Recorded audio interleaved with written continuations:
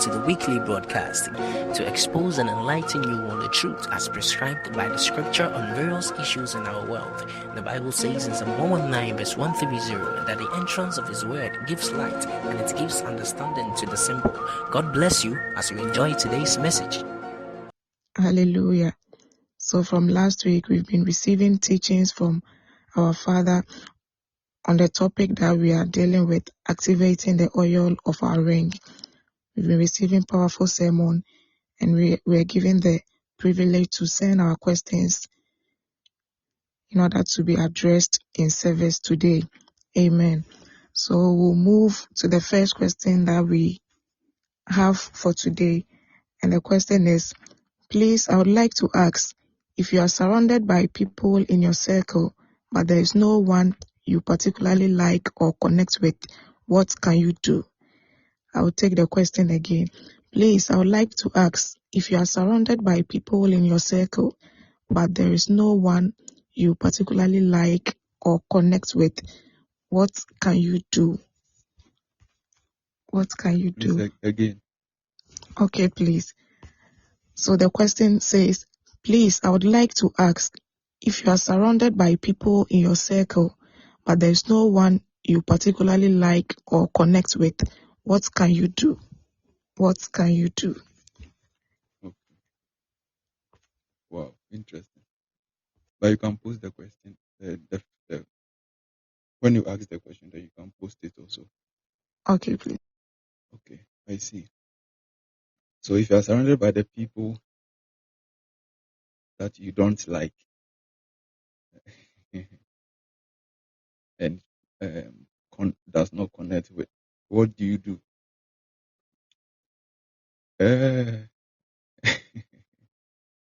It's interesting. I don't know the perception of the person, but if you are surrounded by people you don't like, there may be a reason. Okay, so like we said the last time, how did you surround yourself with them in the first place? If you don't like them, how did they get close if you don't like them? But the thing is, the issue is also that.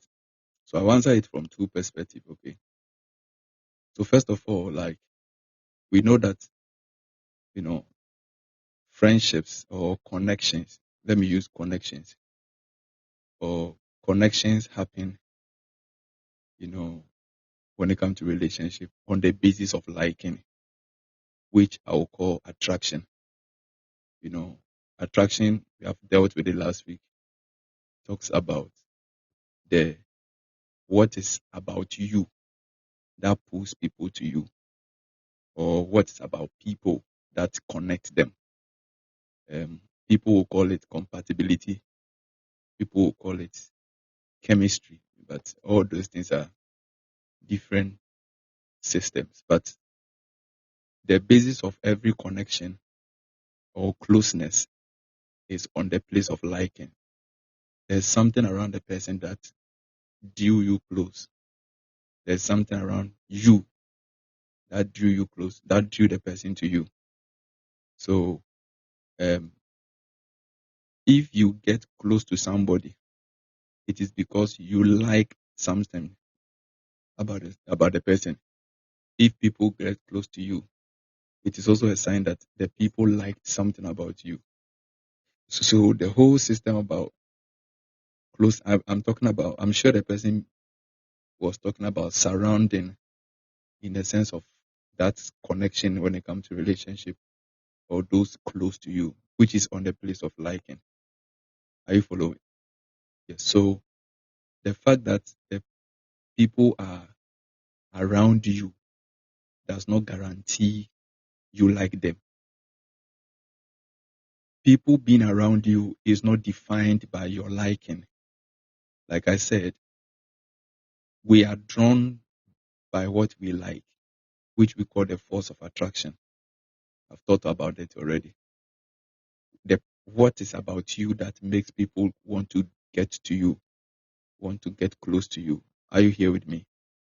So it means that you will get close to people. You will find yourself among close people. You will find yourself among those close to other people because you like them. Do you understand it? So it is like Beatrice will be in my close circle because she likes me. But I may not be in her close circle because I don't like her. But I may be in the close circle of Bernard because I like him. Do you understand? That is why sometimes, you may fall in love with somebody who is also in love with somebody else. So it is that system. So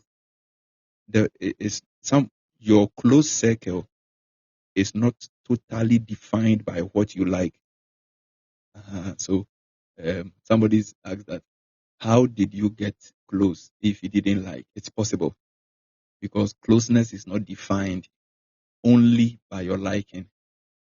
Sometimes you can get close to people because you like them. And sometimes people can get close to you because they like you. Do you understand? If you get this basis, we can move on. Have you understood? Everybody, have you understood?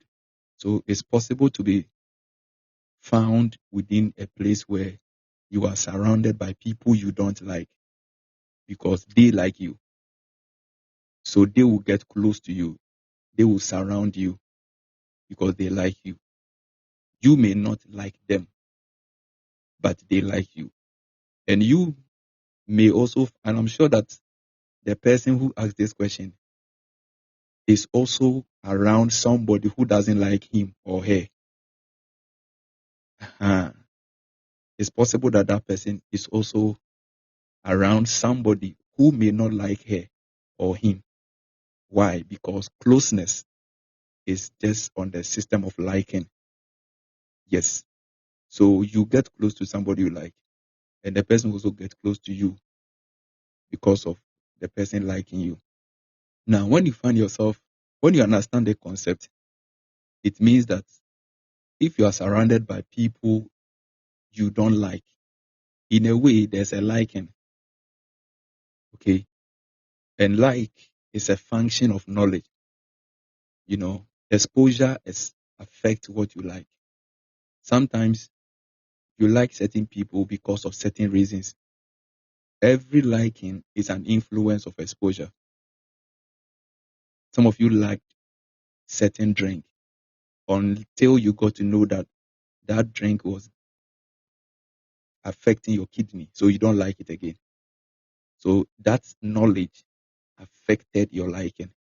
So taste and like is not actually, should I say, an essential element when it comes to decisions. It plays a role, but that's not the first.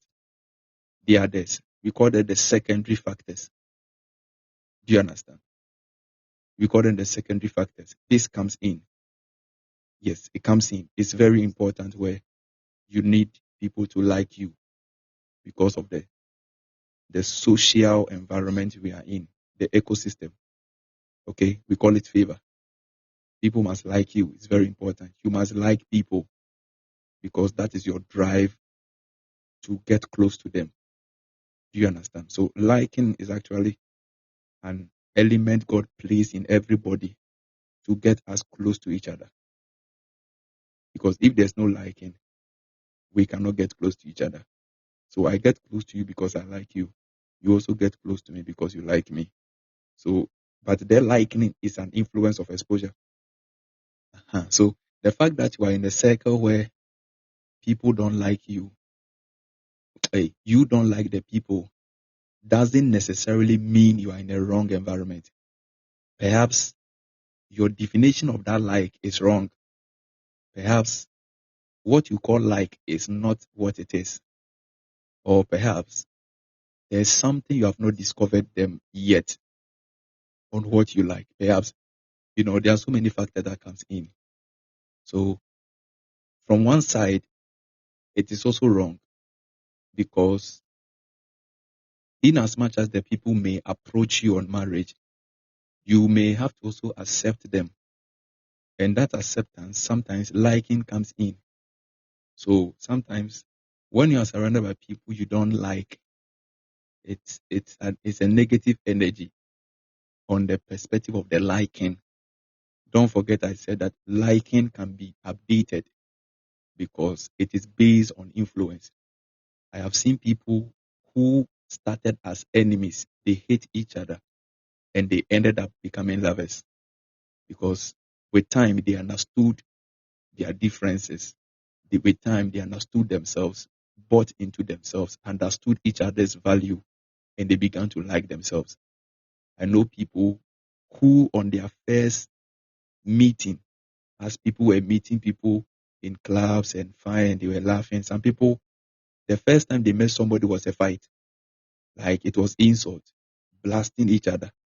But with time, they understood each other's value and began to like each other. Are you following? So as much as liking is very important because, so first of all, number one, when you find yourself in a company where you don't like the people, it is a negative signal to you. Okay? It's a negative signal to you because no matter what they approach you, no matter how they like you, no matter how they want to get close to you, you will push them away or you will not accept them because you don't like them. Are you following? But the situation too is this, that it doesn't also guarantee that you will get close to the one you like. I don't know if I'm making sense. So perhaps you like me. Okay, Nelly, you like me. Oh, Muse, you are my host, so I'm talking to you. You are the one who asked the Yes, question. please. So you like me and I Okay. don't like you. Okay. So me not liking you is a negative signal, okay, to me. Yes, please. Because I don't like you, I will not let you get closer. But I like Beatrice. But the fact that I like Beatrice doesn't mean Beatrice will also like me for me to get close to her. Yes. Okay, please. I don't know if you are getting it. Yes, So please. the whole circle of closeness is not defined only on liking, like on your liking. So first of all, it's a negative signal to you, that is a negative signal to you because you are going to reject them. Not that you are Yes. surrounded by wrong people. Then you not liking them doesn't mean they are wrong people. It is just because it is wrong, or it is a negative signal because you will reject them or you will not give them the opportunity to get Okay. close. Yes, Even please. if some of them can be your husband or wife. Do you understand? And Yes, please. you also finding yourself among people you like doesn't also guarantee your access to closeness, because perhaps the people you want to like or the people you like may not also like you or may not give you the access of closeness. That's why sometimes people ends up falling in love with people and just being around them and they marry and they feel like they have been disappointed because they like them. No, the fact that you like somebody doesn't mean the person will like you. You understand? So Yes, the whole please. system of the liking is a variable. Liking is a variable. It's influenced by exposure. So for me, I would say that you don't. It's a negative signal to you. Okay, it means that Mm. you're going to delay. Okay, if Yeah. I'm the devil, assuming my name is Douglas Satan, and I want to destroy your marriage, I will send people you don't like to you to propose to you. Not because, and the reason why I will send people you don't like to you to propose to you is because I know you reject them. Yeah. I don't know whether you are getting me. So it's not like they are bad people or they are wrong people. So I can send a right person to you and make you not like him. I can send a right person to you and make you not like her. You not liking her can make the person who is right become a wrong choice. So there are many people who are in the midst of right people, but because they think they don't like them, they think they are wrong people, because they define closeness by liking, and they end up chasing somebody they like who may not like them in return, and it becomes like a disappointment.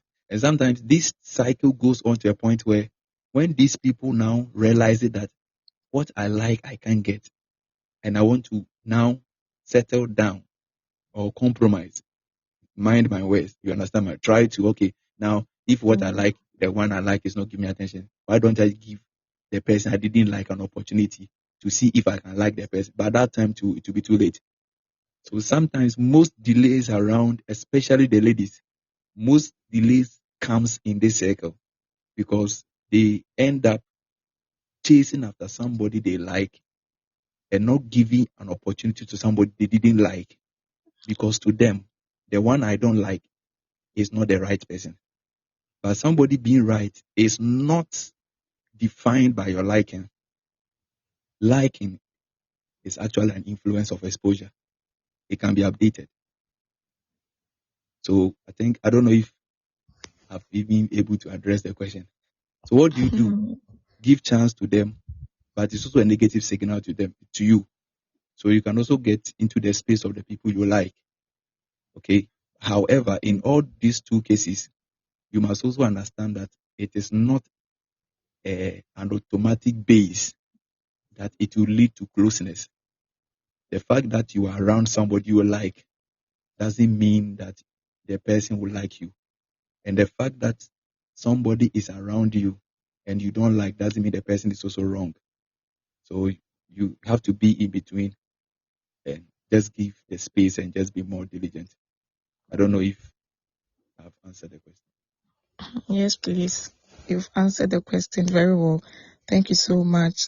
Please, let's celebrate our Father even as we proceed today. I like the comment. Keep the bottom active. Even as we move to the next question, it's getting interesting. So the next question is, what's the real life application of why Jacob married from his family lineage? How can this be explained in our dispensation or society? What's the real life application of why Jacob married from his family lineage, and how can this be explained in our dispensation or society? Wow. Please, that's the question. This is like a mock question. Okay, so it's very simple. Jacob had to marry from his family because it was an instruction from his father. There's a topic I'll be teaching, the family tree. Okay, I'll be teaching it maybe later. I don't know when, but I know I have to teach that topic, so you need to note it. And Okay.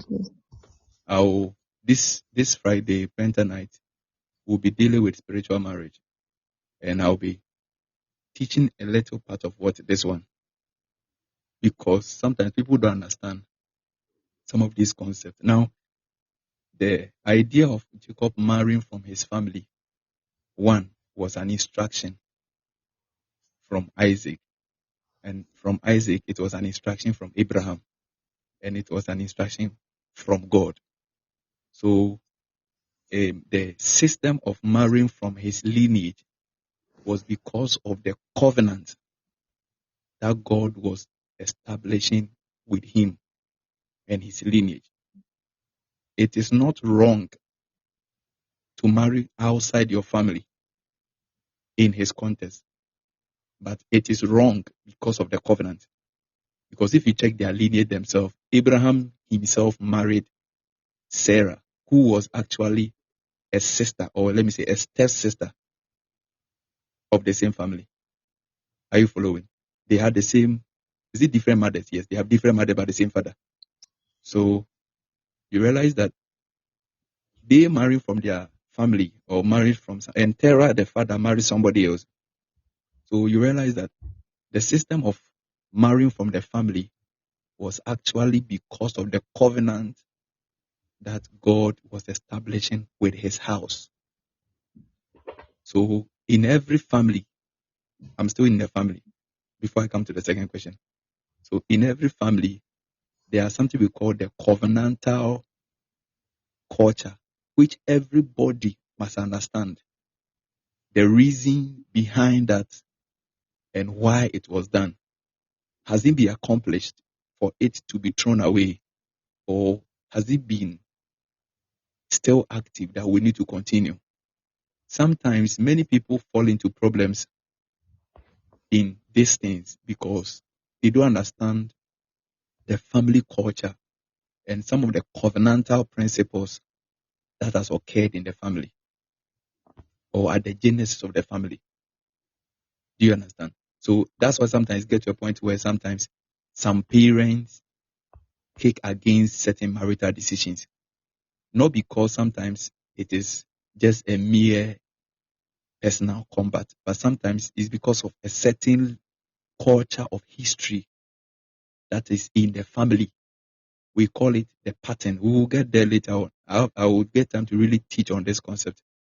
So if you don't understand that culture, you are going to have a problem.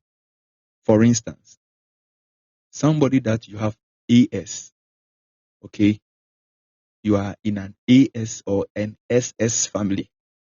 Your family is a sickling family. According to culture of the history of the family, when such a person marries somebody from his own family, when I talk about family, I'm talking about somebody with his own culture of SS, it will be a bad decision and the parent will kick against it because of the consequence of that decision. Are you following? So we need to first of all understand that this is not just a mere person who just wanted to marry from his family, but it was a command. Genesis 24 verse 3 said, I want you to swear by the Lord, the God of heaven, the God of the earth, that you will not get a wife for my son from the daughters of the Canaanite, okay, among whom I'm living, but will go to my country and get a wife for my son Isaac. This is a command from Abraham. And this command was because of the covenant he had with the Father, with God. So marrying from his family, it wasn't because his family members were nice. It wasn't because his family members were close. It wasn't because his family members were better.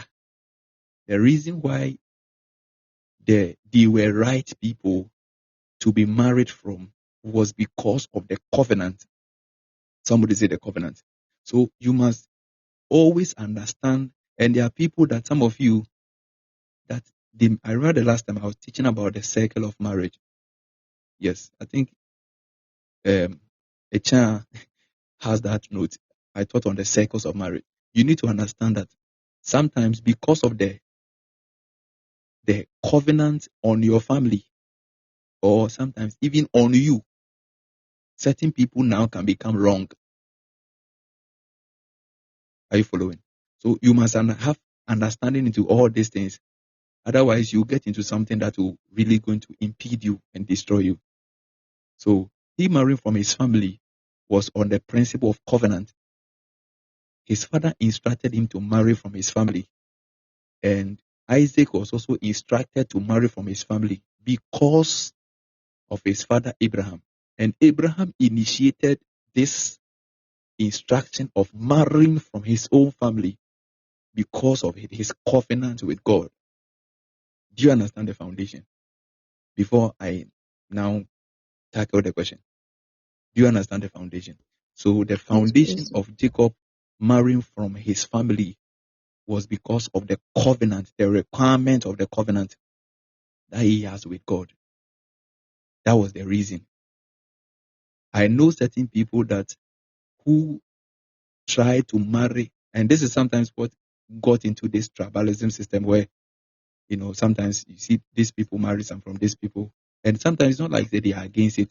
If you check, most of the time, when they say don't go there and you go there, most of the time, perhaps there may be an exemption on you, or there can be few exemptions, but most of the cases, some things goes wrong. I remember mostly in Ghana, there was this banter between Ewes and Fantis when it comes to marriage, and there have been a lot of Ewes that have married Fantis that has been successful, and there have been a lot of marriages between the two that didn't work. And when you go into history, there were certain things that inspired that. But like I said, we need to also understand the basis of the covenant, whether this one can be updated, because sometimes the authority of the covenant has expired, that we don't have to continue. I don't know whether you are getting me. So perhaps a certain covenantal system happened, and because of that, if I marry from a Ga as an equiapem, if I marry from a Ga, there's going to be negative consequences. But what is actually the base? If the authority of the covenant is something everlasting, I must not dare. If I dare, there's going to be a problem. It can even cost my life or the life of the one coming in. Yes, it happens. And also, if the authority of the covenant has expired, and yet a certain human person want to still exaggerate that covenant, I can rebel and still insist on it. So first of all, we have to get this background that Jacob marrying from his family, number one, wasn't because his family was whatever, but it was because of a covenantal instruction. And number two, that covenantal instruction was an everlasting covenant. Now, bringing it to the question, the real life application and how it works in our dispensation is that if you realize, the Bible said that when we come into Christ, we are engrafted into the covenant of Abraham. Bernard can help me with the scriptures. We are engrafted into the covenant of Abraham. That means that anybody who is born again becomes a child of Abraham. The Bible said that for we are children of Abraham. So in real system, the concept of the believer coming into Christ is actually his reintroduction into the family of Abraham. So right now, my mother is Florence from the Ekuapem family. My father is also an Ekuapem. So our own is our own family. So let's say somebody from different families. Okay. But when I accepted Christ, now I am introduced into the God family. But that God family, by reason of me accepting and responding to the gospel, I have now become part of the family of Abraham. Don't forget that in the instruction, I need a lot of scriptures, please. In the instruction that God gave to Abraham, you realize that it was an everlasting ordinance. This is an everlasting covenant that even in the New Testament, we saw the apostles, Paul and Peter, even making reference to that statement that because of our being born again, we have now been reintroduced into Christ. Because if you check the book of Matthew and Luke, you realize that the genealogy of Jesus was from Abraham. So you realize that Jesus Christ is actually even part of the Abrahamic covenant. So if Jesus Christ was to marry, he would have had to marry from his family, which is actually somebody from the lineage of Abraham. Galatians chapter 3 verse 14. No, get me the Matthew first. So Matthew 1, you realize the genealogy was from Abraham. Then it came to David, then it came to Jesus. I think Matthew 1:1, it comes to the day. So you get to understand that the real life application of what was happening is that it's the book of the genealogy of Jesus Christ, the son of David, the son of Abraham. Are you following? So you realize that Jesus Christ is actually in the family of Abraham. He's a descendant of Abraham. And because he's a descendant of Abraham, when you are born again, it means that Jesus Christ has given birth to you. And when Jesus Christ gave birth to you, you now become a child or a descendant of Jesus, which means that you are now a descendant of Abraham. Are you here? Galatians 3 verse 26. For ye all are children of God by faith in Christ Jesus. For as many as you as have been baptized to Christ have been put into Christ. So now when you accept Jesus, you are now part of the faith of Jesus. Now give me the verse. There was a verse where Paul spoke about we being children of Abraham. We are from the seed of Abraham. We are in the faith of Abraham. So that is the same thing. So it means that in our real life dispensation, the family of Jesus is what we call the church. The family of Jesus, well, not the church like your. I will teach about that.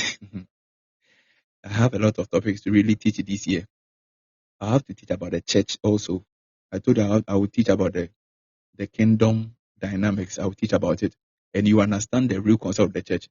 The church is not Pentecost. The church is not Methodist. The church is not Freedom Archery Family. The church is not Action Chapel. Okay, Galatians chapter 3 verse 20. I say, for ye being Christ, thank you for this verse, then are ye Abraham's seed. I think this was in the same. Are you following? Galatians 3:29. So if now that you are the seed, you are of Christ, then you are Abraham's seed. So now we now come into the same covenant that began the whole thing. That as somebody from the lineage of Abraham, you don't marry outside the family of Abraham. Why? Because that is the everlasting covenant that is there. It's not about whether you like them or not. So here, the covenant now restrict your liking. The covenant now restrict your options. The covenant now restrict your alternatives. So you cannot like somebody outside the family of Abraham. If you do, you are going to have a problem. And we saw a lot of people going through that system and they failed in the Bible, where sometimes God even came against them and even slaughtered some of them. Actually, all the people who married outside, they had an issue. Unless there are certain exceptional cases that came, like the case of Abraham, like Moses, sorry. So you see that when you belong to Christ, now you are part of Abraham. And according to the law and the covenant, the requirement, I don't want to say law, but the requirement of the covenant God had with Abraham, nobody should go outside his family. So it happened to Isaac, it happened to Jacob. Jacob also ensured it goes on and on and on and on to the point of Jesus. So if you check the marriage of Mary and Joseph, they were from the same family.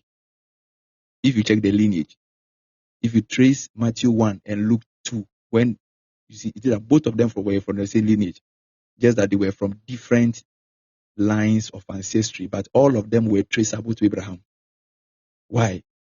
Because of the promise, so that the prophecy will be fulfilled that Jesus Christ was coming from the line of Judah, and that Judah was actually part of the sons of Jacob, and Jacob is also part of the sons of Isaac, and Isaac of Abraham. So you see the formula. So according to this, it means that in this dispensation, when you are selecting somebody for marriage, you must always select from your family. Now that family is not a Jeku family, it's not Ham family, it's not a Kufu's family, it's not Kalungu's family. Now the family is actually the family of God, which is actually traceable to Abraham's covenant. Are you following me? So it means that now your options are restricted. You can't like anybody who is not born again. So you can like anybody you want to like.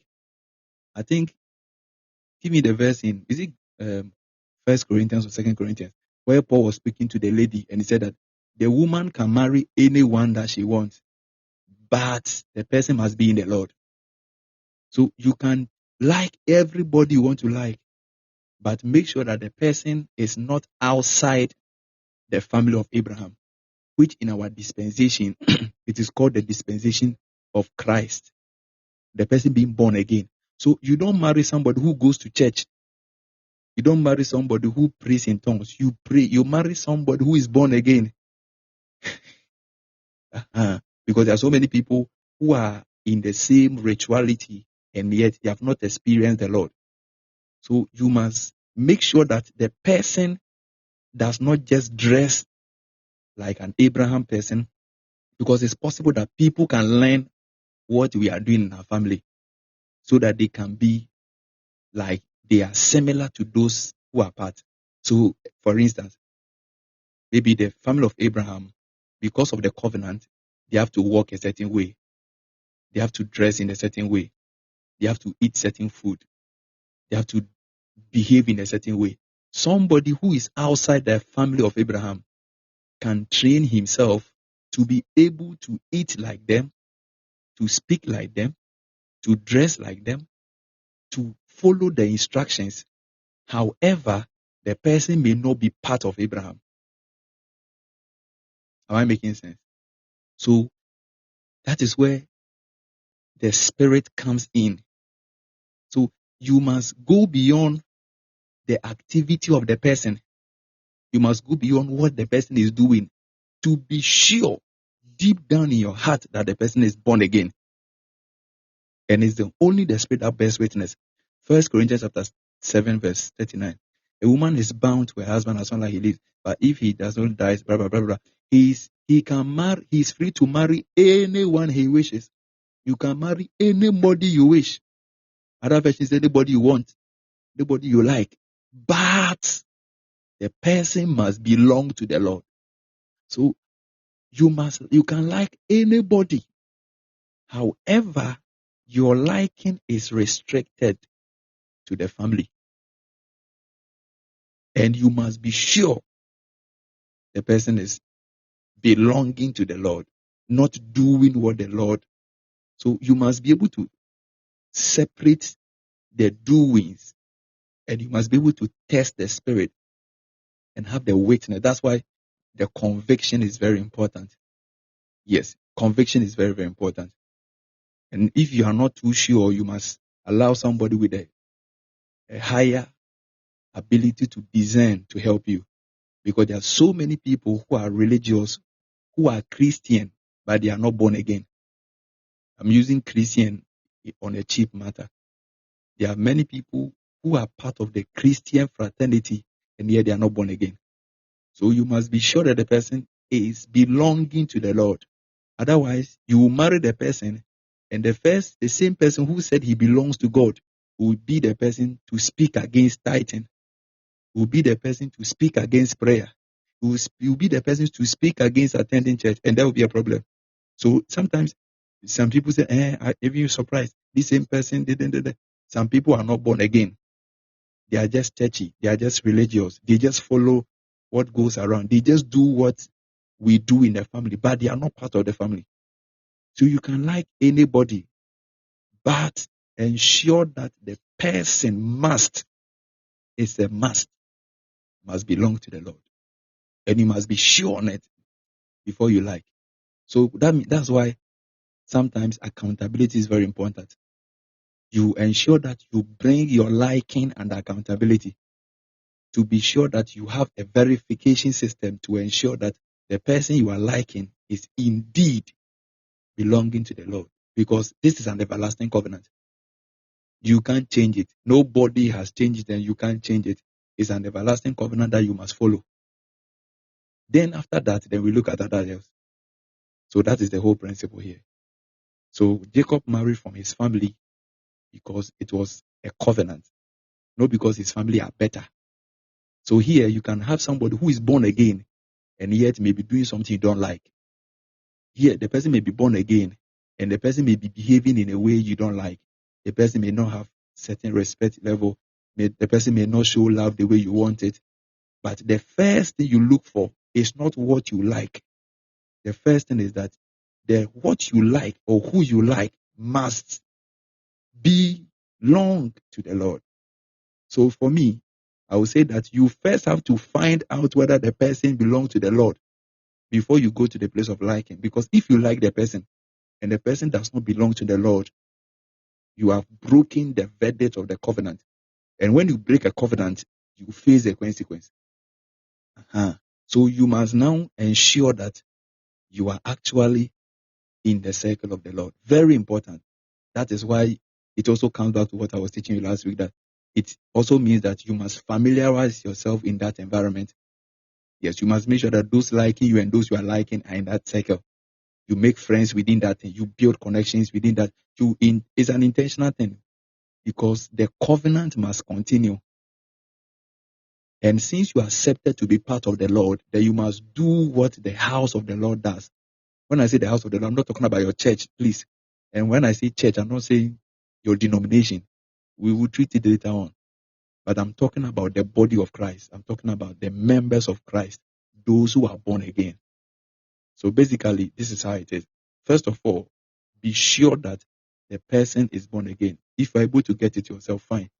If you are not sure, you must submit that liking under the instruction of somebody you know is higher than you, can help you.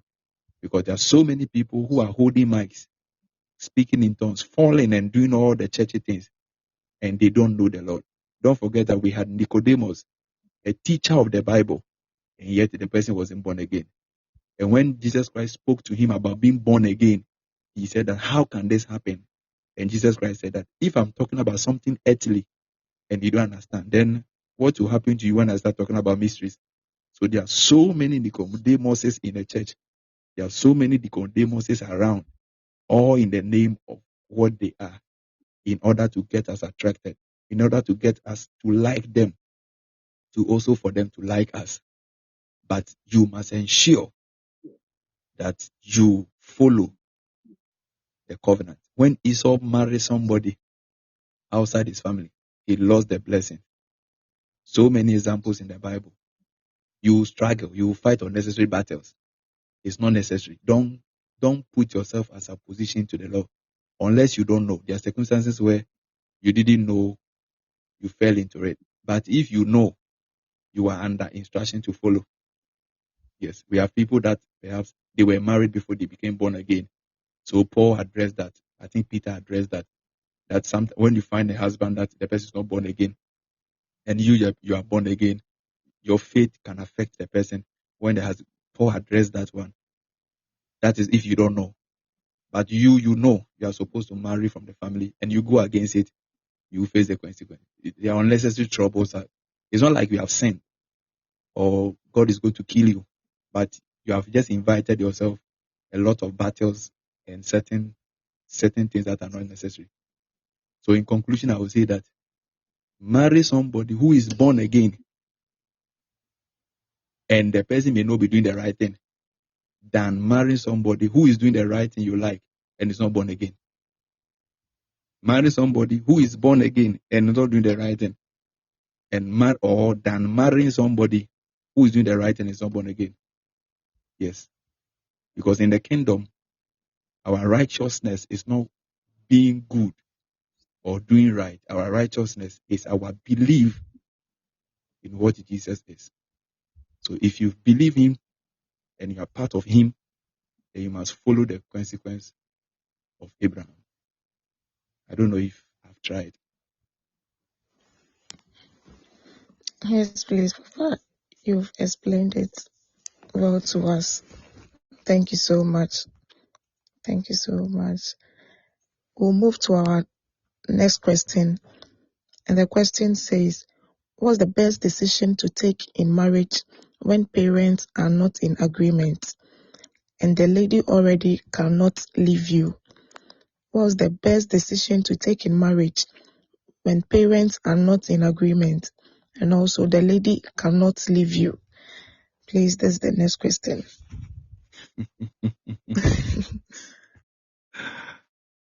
Who are those asking those questions?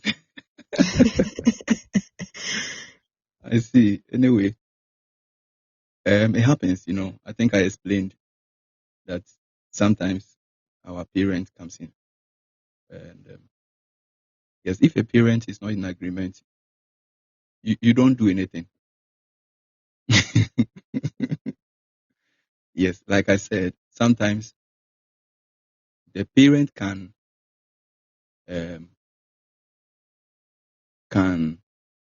be totally wrong on their basis. So first of all, we must understand the reason for their disagreement.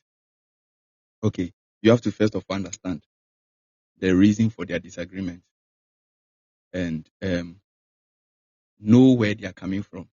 Like I said, there are certain weightier matters that because of that, they may disagree. So first of all, we need to understand. Okay.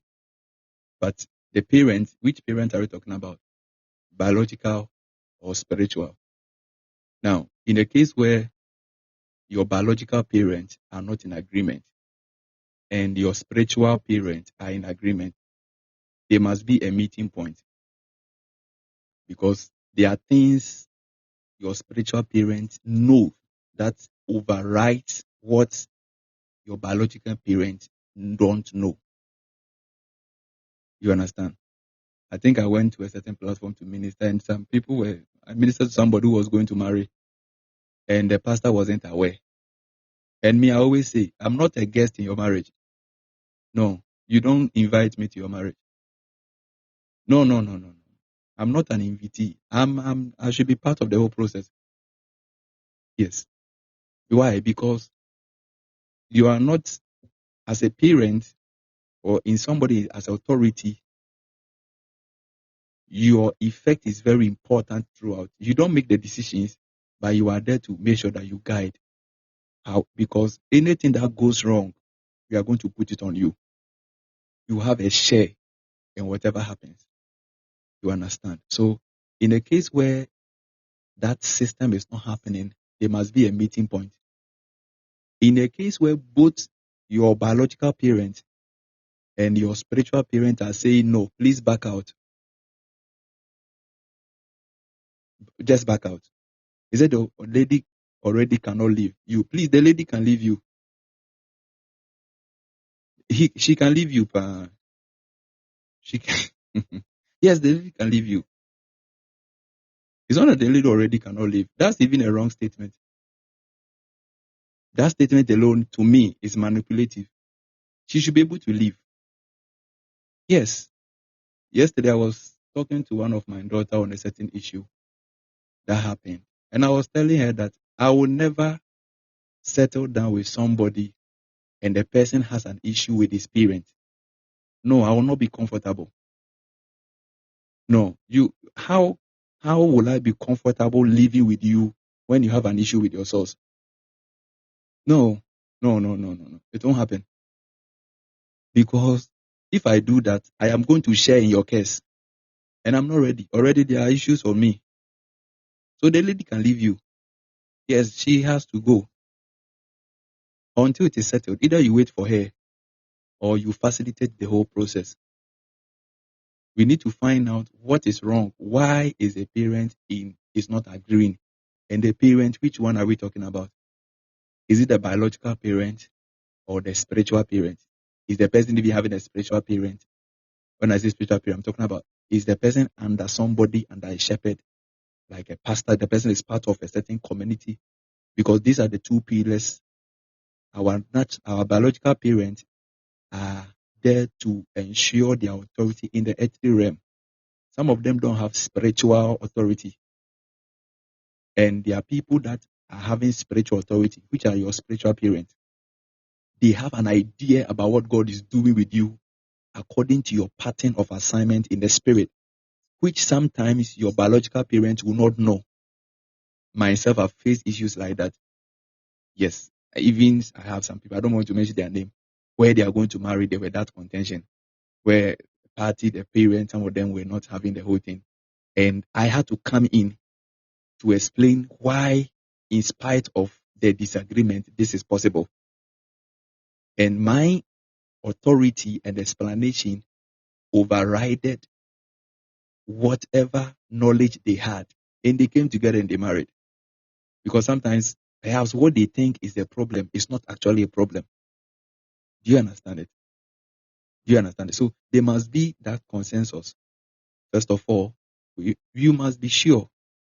Decide that you not marry anybody who is a rebel. Please don't marry anybody who have issues with a source. Never. You are going to share in the case.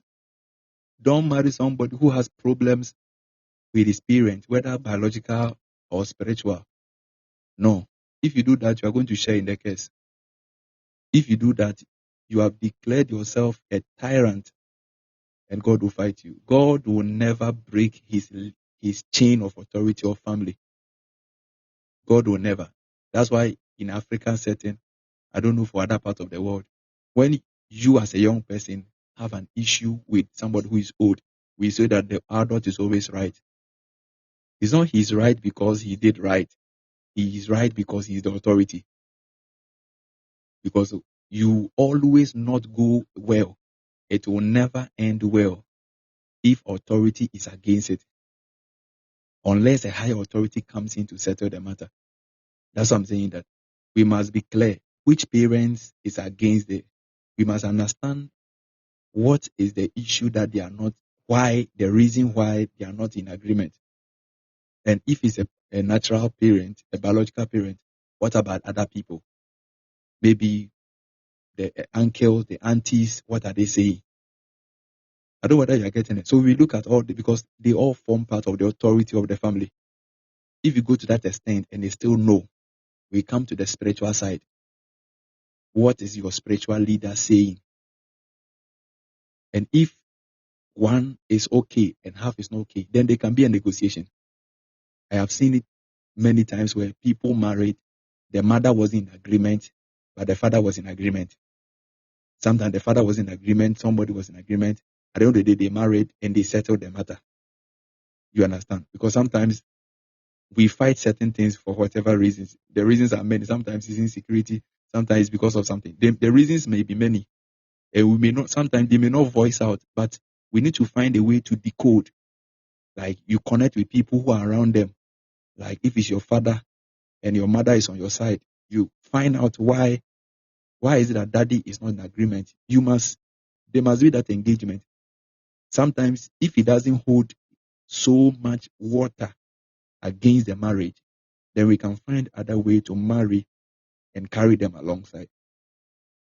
You understand? So you have to check all these things.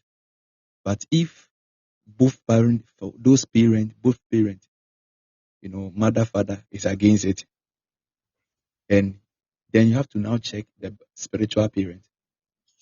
You have to also be sure, also on their side.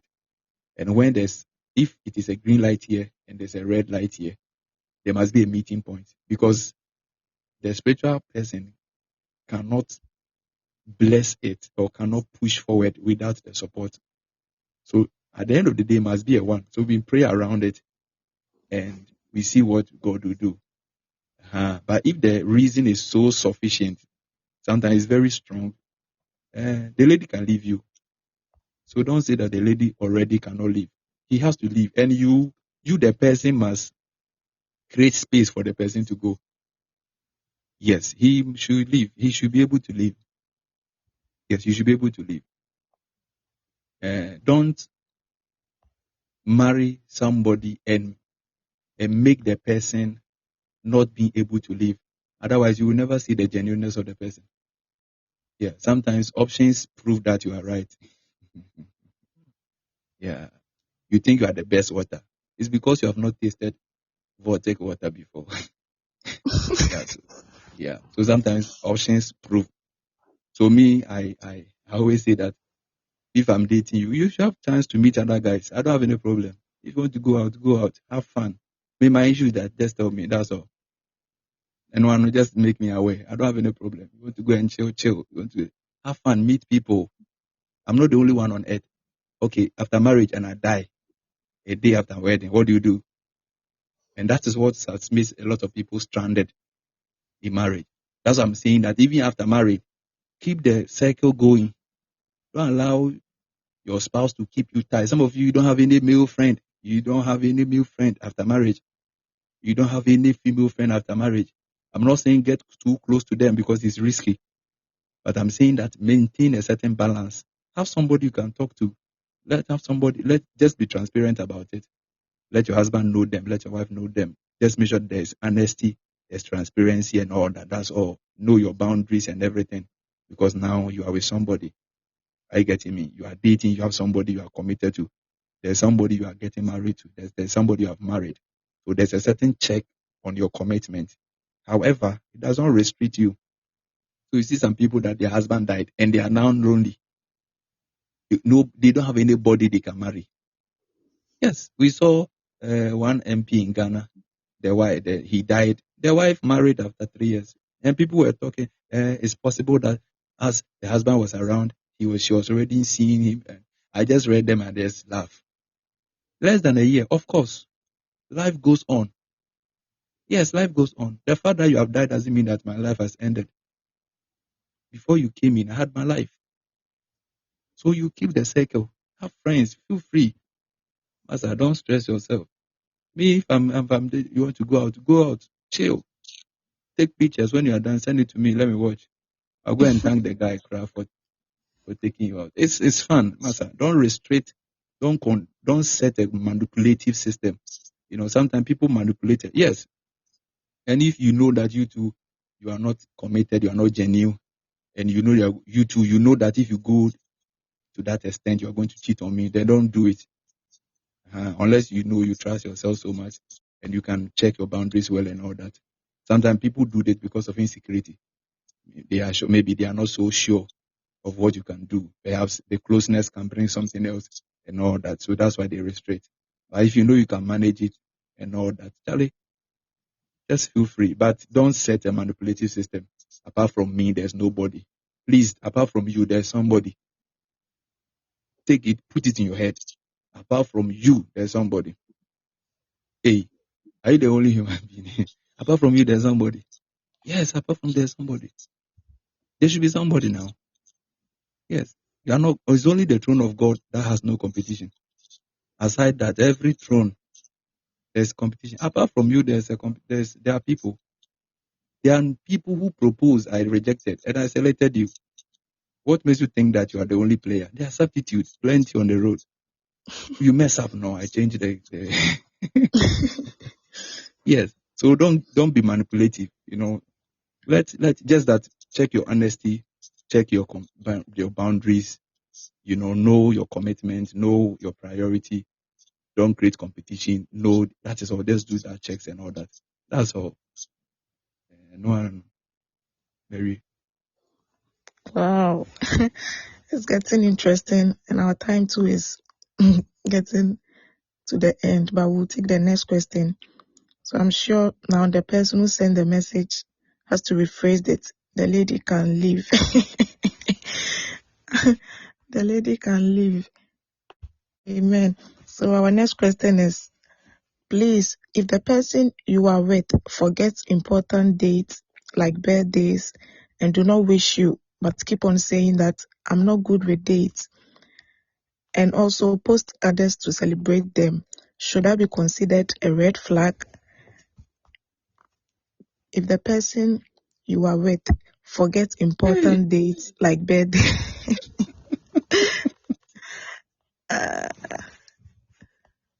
And the person will never marry me because me, I will never post you. well, but the person is also saying that the person posts other people on their birthdays Yeah, and celebrate them. this one there, your bad. Then if a man should ask this question, then the man should go for therapy. Anyway, yeah, it's a very beautiful question though. Why should you post people and not post me? You just stay home.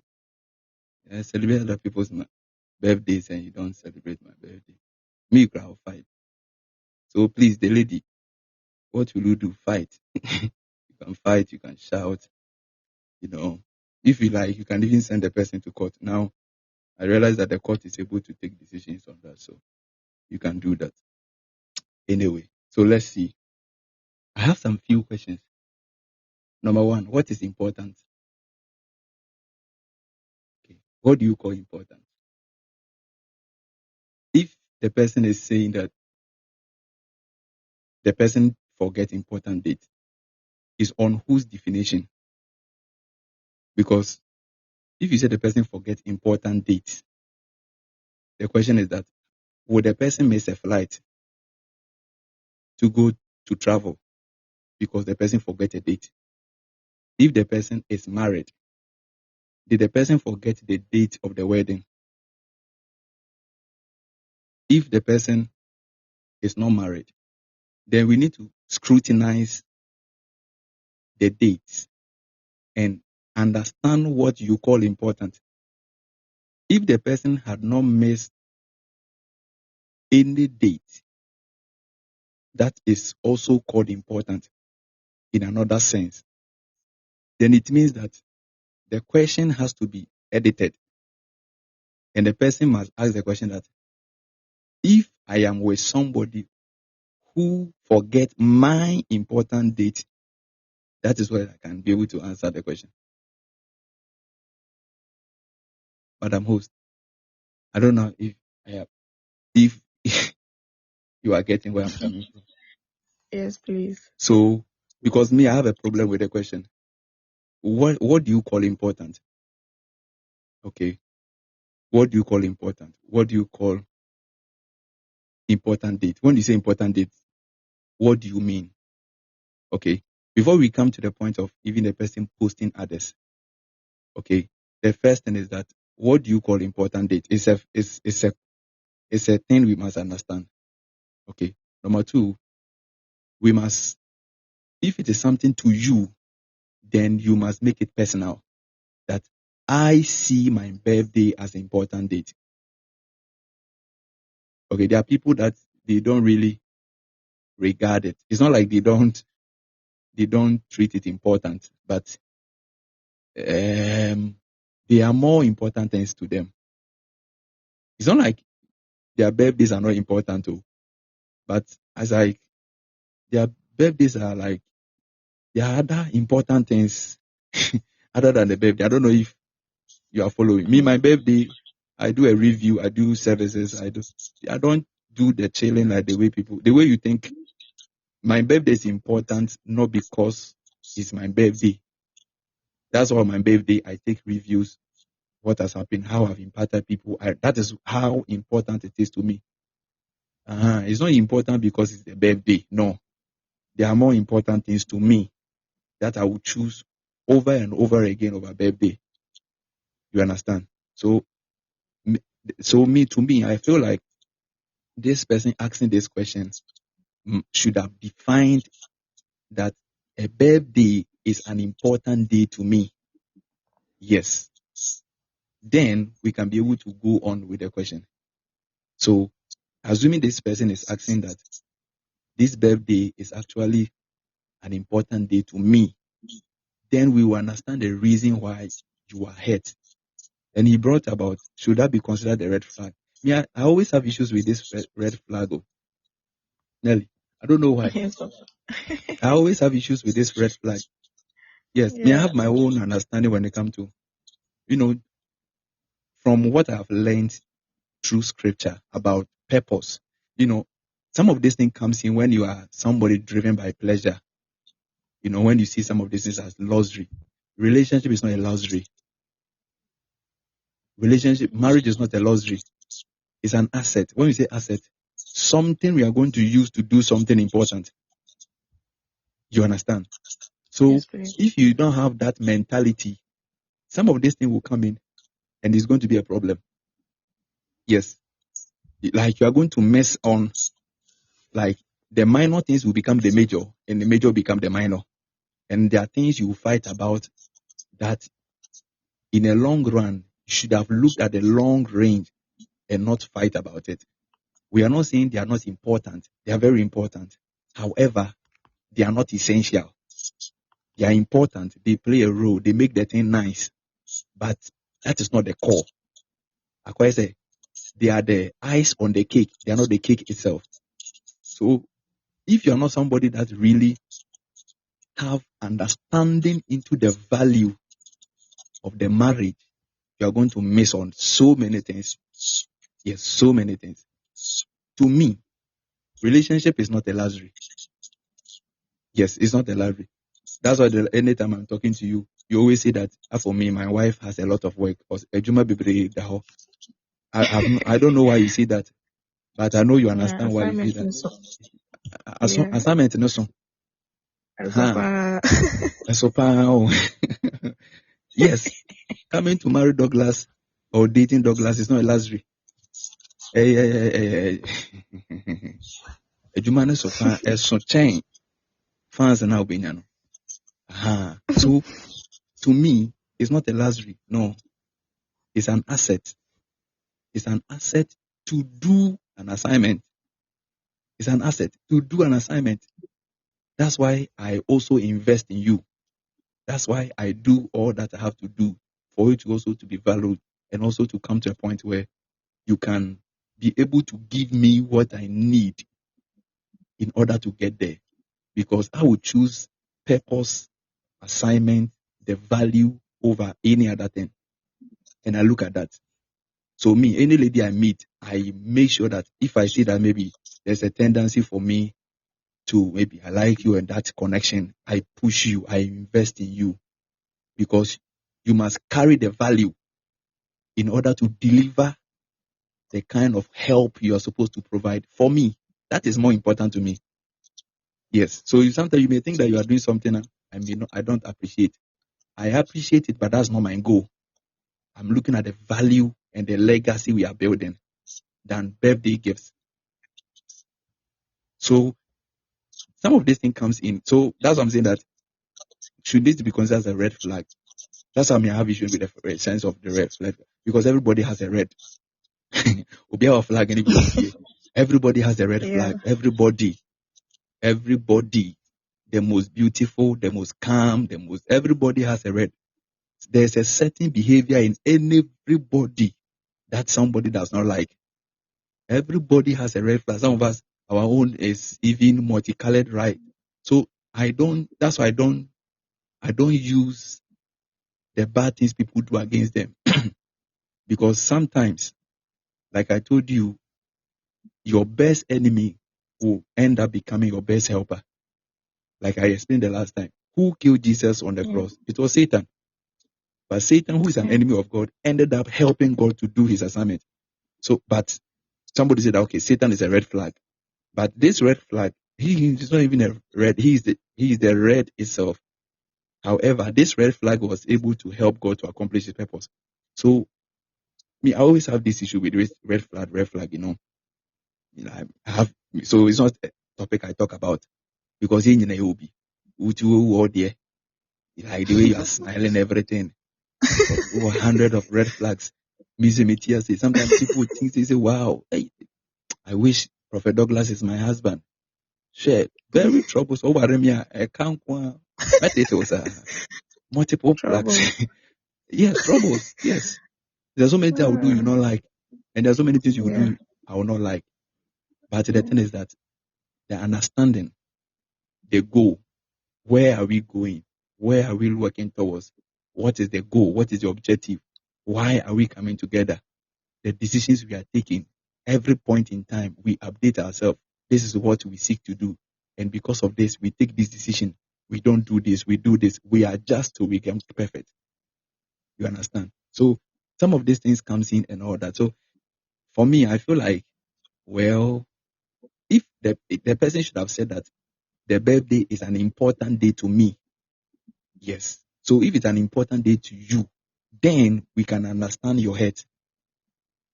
Because you feel hurt when the person does not treat what you see as important. Okay? So it is very important that the person must also have to appreciate what you call important and give value to it and acknowledge it. That maybe to me, a birthday is not an important date, but because of my love for you, I must treat what you treat as important as important. This notwithstanding, I must also come to a point where me too, I also see birthday as important date. I must also go beyond that definition of important. If other matters are essential beyond that, because we don't use birthday to stay in marriage.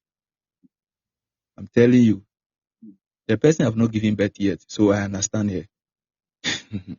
But when if the person has given birth to twins, and all of them are stubborn, I'm telling you that even if the husband is wishing her birthday, she will be angry, because the trouble in the house with the square head and the trapezium neck and the kind of disturbance, sometimes the pressure in the home can even let you forget. So the person is not, to me, I feel like this person is not married. And I can presume that there's somebody, if the person I don't want to say grown like age, but I feel like this person had not gone to a strong maturity system when it comes to life on certain things. Because Charlie, when you begin to face the reality of life, I'm telling you, better. Me, my mother, I am the one who had to go and find out her birthday. Charlie, me friend, auntie no calculate. He say, oh, this one, your mother was born on a Thursday. That Thursday it rained, and the rain collapsed a building in the house. Because Charlie, the pressure in the home and how you have to survive, you don't even think about birthday. Like the last time you were saying, the kind of home you came out of it and the kind of environment on your birthday, you even forget is you see your birthday as a normal day. Yeah. It's Yes, like please. a normal day you have woken up. It's because of them, because of the pressure. So it's like that. It's not like your parents didn't love you. Because if you say that, okay, because they don't celebrate you on your birthday, they don't love you, then what about the sacrifices they have made for you that those who celebrated your birthday have not made? I don't know whether you are getting me. That's why I'm saying that you must have a right perspective to know that which one is the complementary and which one is actually the essential. Like Bernard is saying, yesterday was Bernard's birthday. Because just me yesterday, I was even angry that he didn't even share testimony. That yesterday was your birthday. People would have celebrated him.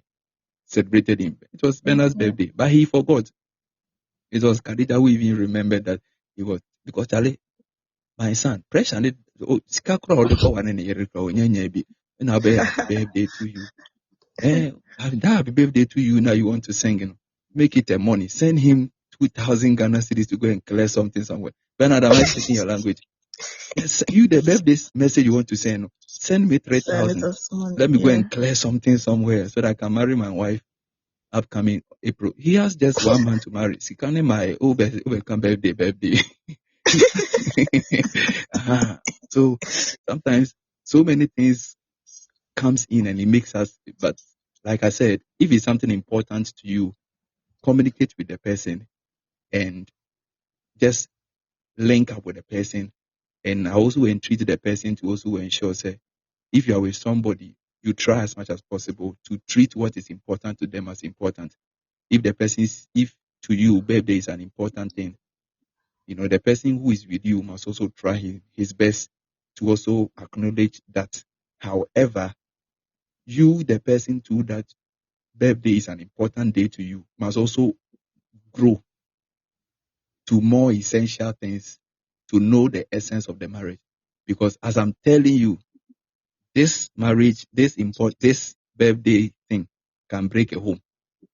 Yes, I know homes that broke because he didn't buy a gift for me. I know people who have lost energy in their love, in their marriage because of some of these things. But if you don't know the essence of your coming together and the reason why you are together, this is where it gets to. That's why I always talk about purpose. I always talk about assignment. Know why you are coming together. Know why you are taking the decision. Know what is going on in the home. Don't follow social media who present a certain perfect man who is always buying gifts for people. And in real life, they don't do.